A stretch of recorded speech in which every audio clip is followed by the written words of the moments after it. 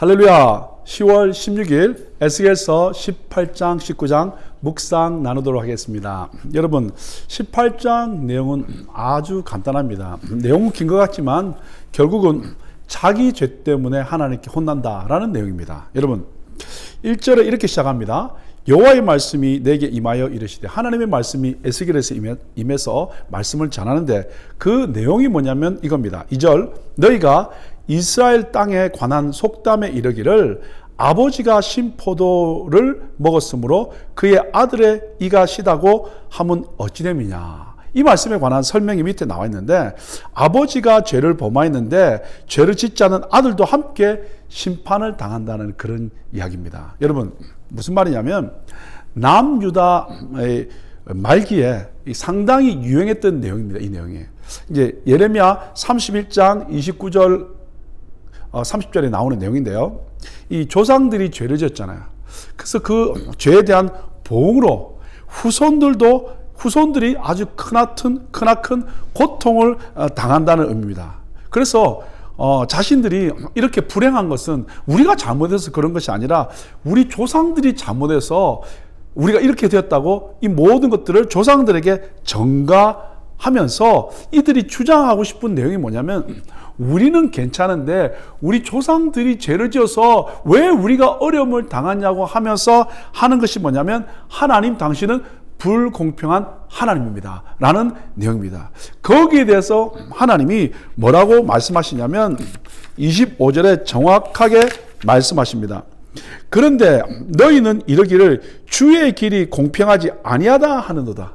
즉 1절부터 25절까지 계속 이야기하면서 그들이 뭐라 그랬냐면, 하나님 공평하지 않아요. 우리가 고난당하는 우리 때문이 아니라 어떻게 우리 조상들 때문이에요 라고 이야기를 합니다. 거기에 대해서 하나님이 뭐라고 말씀하시냐면 29절 중반절부터 이렇게 말씀합니다. 이스라엘 족속아, 나의 길이 어찌 공평하지 아니하냐. 너의 길이 공평하지 아니한 것 아니냐. 내가 공평하지 않는 것이 아니라 너희들이 공평하지 않다. 즉 너희들의 죄로 말미암아 너희가 이렇게 죄를 어떻게 심판을 받는데 왜 나한테 블레임하느냐라고 하시면서 30절에 이렇게 말씀하십니다. 주 여호와의 말씀이니라. 이스라엘 족속아, 내가 너희 각 사람이 행한 대로 심판하리라. 하나님은 그러니까 자기가 죄진 거기에 대해서 심판한다고 말씀하시면서, 너희는 돌이켜 회개하고 모든 죄에서 떠날지어다. 그리한즉 그것이 너희에게 죄악의 걸림돌이 되지 아니하리라. 죄에서 어떻게 떠나라고 정확하게 어떻게 하나님께서는 말씀하고 있다 그 말입니다. 자, 여기에 대해서 결국 이 내용을 설명하시면서 하나님은 31절에 이렇게 말씀합니다. 너희는 너희가 범한 모든 죄악을 버리고, 잘 드세요, 마음과 영을 새롭게 할지어다. 죄악을 버리고 마음과 영을 새롭게 할지어다 라고 말씀하시면서, 이스라엘 족속아, 너희가 어찌하여 죽고자 하느냐라고 이렇게 말씀하는 내용이 나오면서 중요한 내용이 나오는데, 오늘 이 18장의 주제는 뭐냐면 하나님의 마음입니다. 즉 18장에 두 번 하나님의 마음이 정확하게 나와 있는데 외우기가 쉬워요. 23절과 32절입니다. 자, 23절에 뭐라고 되냐면, 주 여호와의 말씀이니라. 내가 어찌 악인이 죽는 것을 조금인들 기뻐하랴. 그가 돌이켜 그 길에서 떠나 사는 것을 어찌 기뻐하지 아니하겠느냐. 뭐라고 말씀하고 있습니까? 내가 어찌 악인이 죽는 것을 기뻐하겠냐. 정말 조금들 기뻐하지 않는다라는 거예요. 그래서 돌이켜서 그 길에서 떠나서 내게로 돌아오라고 말씀하고 있습니다. 32절도 똑같습니다. 여러분, 주 여호와의 말씀이니라.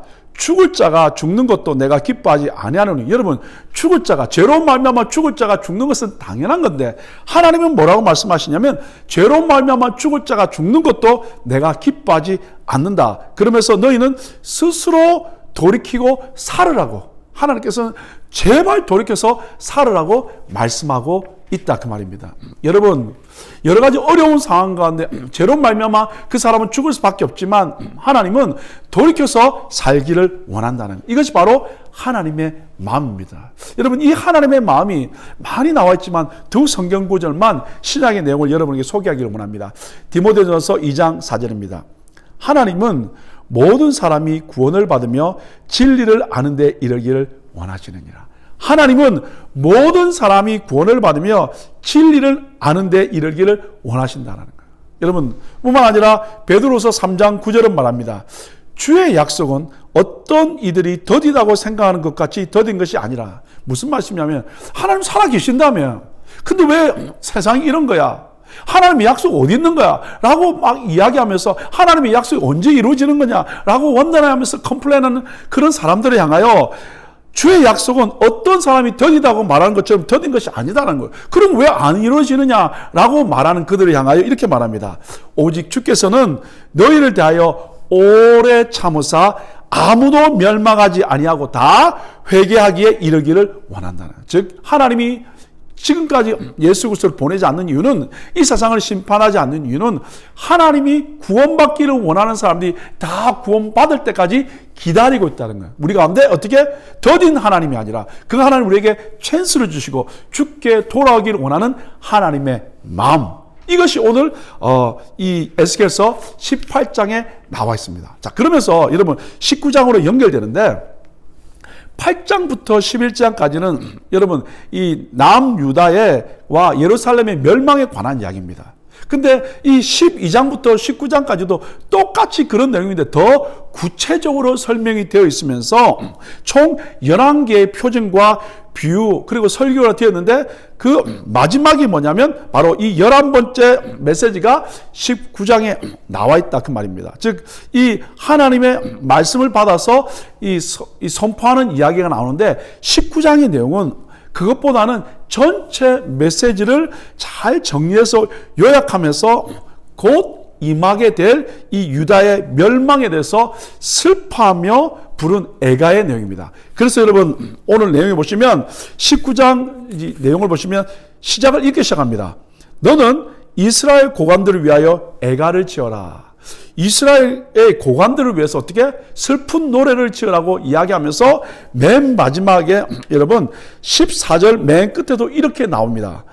이것이 애가라. 후에도 애가가 되리라. 즉 이 19장의 내용은 슬픈 노래 이야기라는 거. 그러면 이 19장에 어떻게 이루어졌냐면 1절부터 4절까지는 뭐냐면 애굽으로 끌려가는 젊은 사자의 이야기인데 결국 이 왕은 누구를 말하냐면 요아스의 왕인 요아스의 아들인 요아스가 애굽으로 끌려가는 이야기입니다. 그래서 그 왕이 죽임을 당하는 이야기가 나와 있죠. 그래서 4절을 보시면 이방이 듣고 함정으로 그를 잡아 갈고리로 꿰어 끌고 애굽 땅으로 간지라. 이 요아스의 왕의 관한 이야기입니다. 애굽의 바로 느고 왕에 의해서 끌려가는 내용이죠. 자, 그 다음에 5절부터 9절까지는 누구를 이야기하냐면 여호야긴 왕입니다. 결국 여호야긴 왕은 8살의 즉위에서 3개월을 통치하다가 결국 바벨론에 의해서 끌려가는 내용이 바로 어디에 5절부터 9절까지 내용이고, 그 다음에 마지막 10절부터 14절까지는 20대 맨 마지막 왕 시드기야 왕이 어떻게 결국은 어떤 삶이었습니까? 처음에는 이런 삶이었다고 설명이 되었어요. 10절에 보면 내 피의 어머니는 물가에 숨겨진 포도나무 같아서 물이 많으므로, 여기서 이 내 어미 또는 암사자 이건 다 위에서 나오는 이야기는 뭐냐면 남유다를 말합니다. 즉 남유다는 물가에 심겨진 포도나무, 어떻게 아주 풍성하고 잘 자랄 수 있는 것이 이스라엘이라는 거예요. 같아서 물이 많으므로 열매가 많고 가지가 무성했다는 것은 하나님의 은혜로 말미암아 어떻게 저기까지 잘 왔다라는 거예요. 이런 하나님의 은혜가 있음에도 불구하고 11절 그 가지들은 강하여 권세 잡은 자의 귀가 될 만한데, 그 가지들이라는 것은 다윗부터 시드기야 왕까지 많은 왕들 가운데 이렇게 강하고 권세 잡을 수 있는 그런 귀가 있음에도 불구하고, 그래서 하나의 키가 굵은 가지 가운데서 높았다. 이 말은 뭐냐면 마지막 시드기야 왕을 말하면서 잘했다 그 말이 아니라 아주 교만했다 그 말이죠. 자, 많은 가지 가운데서 뛰어나 보이는 것 같았는데 12절에 뭐라고 됐냐면 분노 중에 뽑혀서 땅에 던짐을 당하며 그 열매는 동풍에 마르고 그 강한 가지들은 꺾이고 말라 불에 탔다라는 것.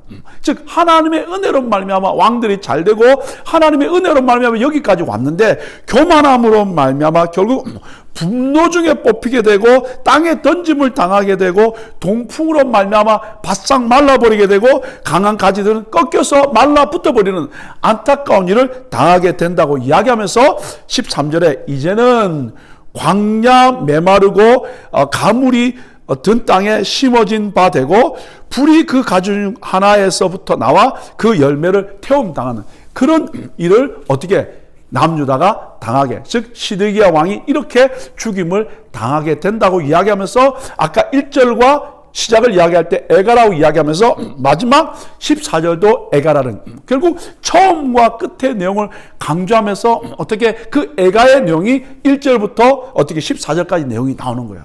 결국 어떻게 해요?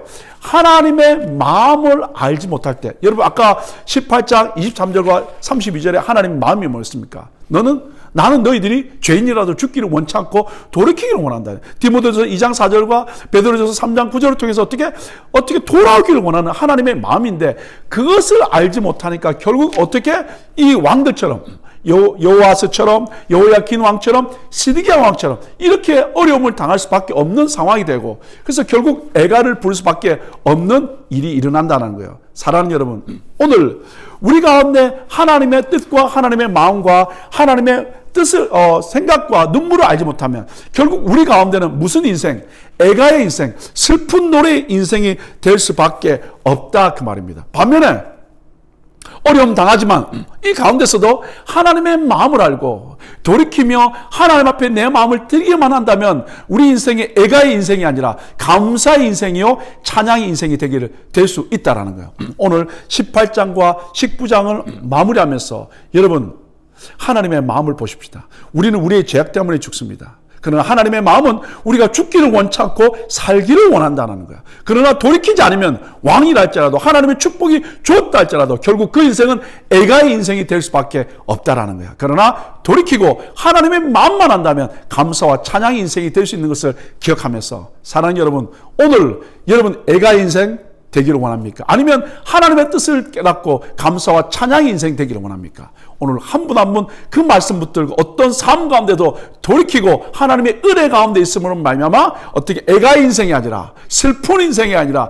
안타까운 인생이 아니라 기쁨의 인생과 감사의 인생과 찬양의 인생 될 수 있는 복된 하루 될 수 있기를 예수 이름으로 축복합니다. 같이 한번 기도하겠습니다.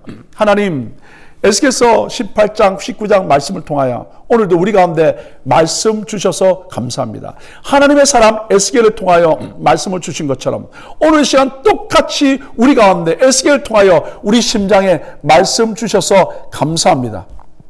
죽는 것은 자기 죄 때문에 죽는 것입니다. 핑계대거나 하나님을 향하여 공평하지 않다고 원망하지 아니하고 오늘도 하나님의 음성 듣고 믿음으로 돌이킬 수 있는 한 분 한 분 다 되도록 도우셔서 하나님의 음성을 듣지 않음으로 말미암아 안타까운 슬픔의 노래 애가의 인생이 되지 아니하고 감사와 찬양과 기쁨의 인생 되도록 한 분 한 분 축복하여 주옵소서. 감사하며 예수님 이름으로 축복하며 기도 올리옵나이다. 아멘. 오늘도 주의 말씀 붙들고 승리하기를 예수 이름으로 축복합니다. 감사합니다.